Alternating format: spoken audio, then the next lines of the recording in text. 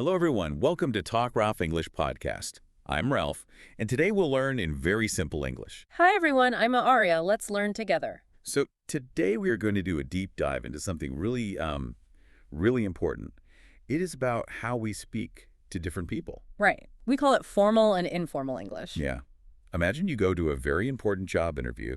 You shake the boss's hand and say, "Yo, what's up, man? Nice to meet you." Oh no, that is a nightmare. It's terrible, but, your grammar was actually okay. You said hello, but it feels so wrong. Why is that? Well, it feels wrong because perfect grammar does not make you a good talker. You have to know the context. Context means the situation you are in. Right, the situation. You need to know when to use formal, polite English and when to use informal, relaxed English. So our mission today in this deep dive is to help you learn this easily. We are looking at some great sources that explain the rules. We want to make sure you never use relaxed pajama-level English at your job. Or use stiff, robot-like English with your best friend. Exactly. And the sources use a really great idea. They say language is like clothes. It's like a wardrobe. I love this idea. Formal English is like wearing a nice, clean suit to a wedding or a job interview. Right? And informal English is like wearing your favorite jeans and a t-shirt to hang out with your friends. Both outfits are still you. You are not being fake when you wear a suit, and you are not being bad when you wear jeans. Yeah, you just choose the right clothes for the right room. If you wear sweatpants to a big wedding, people will stare at you. They will. And if you wear a fancy suit to sit on your sofa and watch TV, that is also very weird. So true. That is the exact same feeling people get when you use the wrong English. So let's look at the very first thing we say to someone, the greeting. Greetings are so important. They show what clothes you are wearing right away. If you see your boss, you put on your word suit. You say, "Good morning, how are you today?" It is very polite. But if you see a good friend, you put on your word jeans. You say, "Hey, how's it going?" or "What's up?" The meaning is the same. You are saying hello, but it feels different. Good morning shows respect. It keeps a little space between you. And "Hey, what's up?" closes that space. It shows warmth. It shows you are good friends. So how do we actually build these sentences? The sources talk about contractions. Yes. Contractions are when you push two words together, like I am becomes I'm, or do not becomes don't. Cannot becomes can't. Right. And the sources say contractions are super important for informal English. You need them to sound relaxed. But wait, I have a question about that. When I was in school, my teachers hated contractions. They used a red pen to cross them out. A lot of teachers do that. Yeah. So is informal English just lazy? Are we just cutting words because we don't want to say the whole thing? No, not at all. And what's fascinating here is that scientists and language experts say it is not lazy. It is about emotional intelligence. Emotional intelligence. What does that mean here? It means you know how to make people feel comfortable. Short words show speed and closeness. When you use contractions, you are telling the person, we are friends. We don't need walls between us. Oh, wow. So it's a choice. It's not bad grammar. Exactly. Slow, full words show the opposite. They show you are being careful. And when you are careful, it shows respect. So if I write a formal business letter, I should not use contractions. Right. You say, I'm going, or you cannot do this. It makes you sound professional. But here's where it gets dangerous for English learners. And by the way, if you are enjoying this deep dive, please take a second to like, share, and subscribe. And if you have any problem understanding us, write it in the comments. Yes, we love helping you out. So what is the dangerous part? Well, the sources say if you text a friend without contractions, it is bad. Imagine your friend asks if you are coming to their party, and you text back, "I am going to the store. I cannot come today." Oh my gosh. If my friend texted me that, I would think they were so angry with me. Right, because you sound like a robot or a police officer. It sounds so cold. You took extra time to type cannot instead of can't. So your friend thinks you put a wall up. You think you were using perfect school English, but you just made your friend feel bad. That is wearing a suit to a casual party. So true. Okay, so that is how we build sentences. But what about the words we choose? Let's talk about vocabulary. The sources have a very easy rule. It's called the big word rule. I love this rule. It is so helpful for learners. It really is. The rule is simple. Big, long, or hard words are usually formal. Short, everyday words are informal. Long words make your brain work a little harder. They sound heavy. For example, if you buy something on a fancy website, the button might say, purchase. Purchase, that's a big word. But if you are talking to your family at home, you don't say, I need to purchase milk. You say, I need to buy milk. By is short and easy.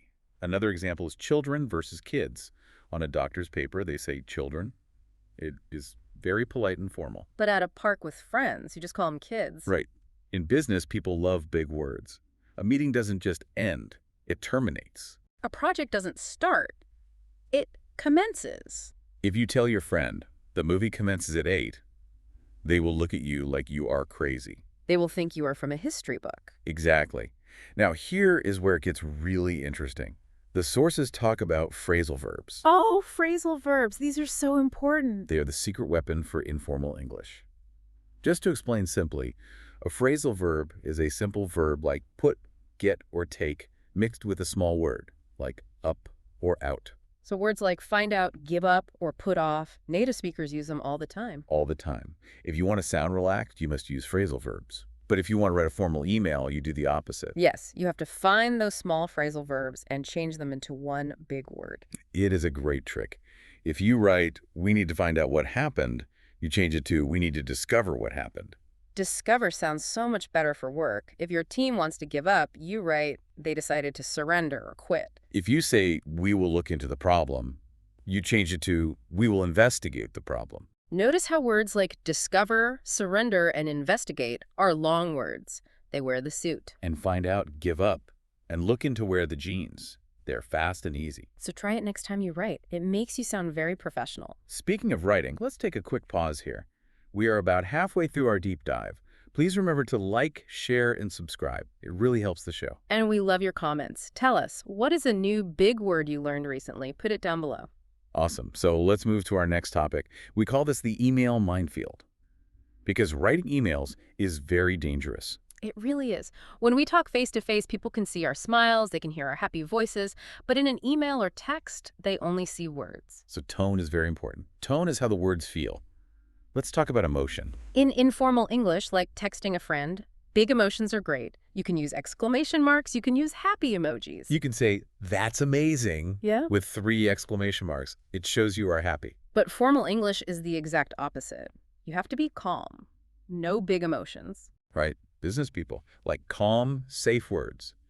Big feelings are risky at work. So you take away the exclamation marks. You take away words like amazing. Instead of that's amazing, you write, that is an excellent result. That is an excellent result. It sounds very safe and calm. Yes. And we also use safe structures in emails. We start with Dear Sir or Madam or Dear Mr. Smith. We end with yours sincerely or best regards. It shows you know the rules of work. You respect them. But again, don't use that with a friend. Imagine texting your buddy, Dear Sir, are you free for coffee? Yours sincerely. Oh, man. They would think someone stole your phone. A text to a friend should be super short. Just, hey, coffee later, with a smiley face. That is the perfect outfit for a text message, but if you do the reverse, it's really bad. Oh, yeah. If you message a boss for a job and say, hey, got any jobs going? You will not get the job. Never, because you showed them you don't respect their formal environment. If we connect this to the bigger picture, changing how you speak is just about respect. You are showing the other person that you care about their rules. We see this respect a lot when we ask for things, making requests. I love how the sources explain this. They call it buffering, like putting bubble wrap around your words so they don't hit too hard. Bubble wrap. That's a great way to say it. Formal English uses very long buffers. Right. You don't just say, give me the report. You put bubble wrap on it. You say, would it be possible for you to send the report? Or, I would appreciate it if you could review this. The sentence is so long, and that length makes it soft. Why does that work? Because it makes the other person feel like they have a choice. You are not bossing them around. It is polite distance. But with a good friend, you don't need bubble wrap. You just say, can you send me that thing? Or just send the link, please. Your friendship makes it okay to be direct. So to really understand all these rules, the contractions, the big words, the bubble wrap, we should look at a real story from our sources. The story of Maria. Yes.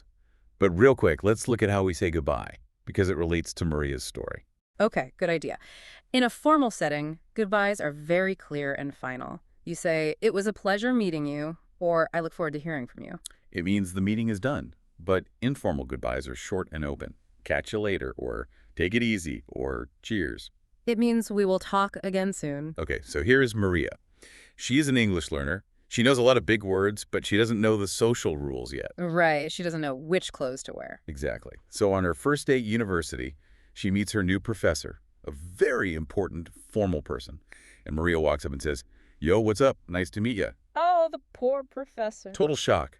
She wore a verbal t-shirt and jeans to a formal place. But wait, it gets worse. Oh, no. Later that day, she meets a nice student at a coffee shop, very relaxed, and Maria tries to fix her mistake. She puts on her verbal tuxedo. She looks at the student and says, "Good afternoon. It is a pleasure to make your acquaintance." Her new friend probably laughed. Because who talks like an old king at a coffee shop? Poor Maria. Yeah. But it is such a great lesson. She had perfect grammar both times, Yeah. but it was socially a disaster. Because it did not match the moment. The sources suggest a great way to practice so you don't do what Maria did. A stress test. Yes, rapid translation practice. You take a casual sentence and quickly try to make it formal. Let's do that right now for you guys listening. Let's practice. You want your work friend to help you. You use a phrasal verb. You say, "Can you help me out?" Okay, but now you have to email a very important client for help. How do we change it? We add bubble wrap, and we change the small phrasal verb help out to a big word. Right. So can you help me out becomes, would you be able to assist me, please? Perfect. Assist is a great big word. Let's do another one. You're playing games with friends. You need to leave. You say, "I gotta go now." But now you are in a very serious video call for work and you must leave. We need to remove the slang gotta. We use full words and add bubble wrap so it is not rude. So I gotta go now becomes, I must leave now, I'm afraid, or please excuse me, I have another meeting. Adding "I'm afraid" or "please excuse me" is so polite. It shows you care. Okay, one more. Emotion. Ooh, this is a good one. You see your friend's project and you say, "That's so cool." But now you are looking at a serious business project with the boss. You must take away the big emotion. You drop the word cool, you say that is quite impressive, or that is an excellent feature. So what does this all mean for you? It means learning English isn't just about reading a dictionary. It is about social awareness. You have to look at the room, look at the email, decide which word clothes to put on. And how can you practice this? You have to be a language detective. Yes. When you watch a movie in English, listen closely. Do the speakers change how they talk when the boss walks in? Watch if they stop using contractions.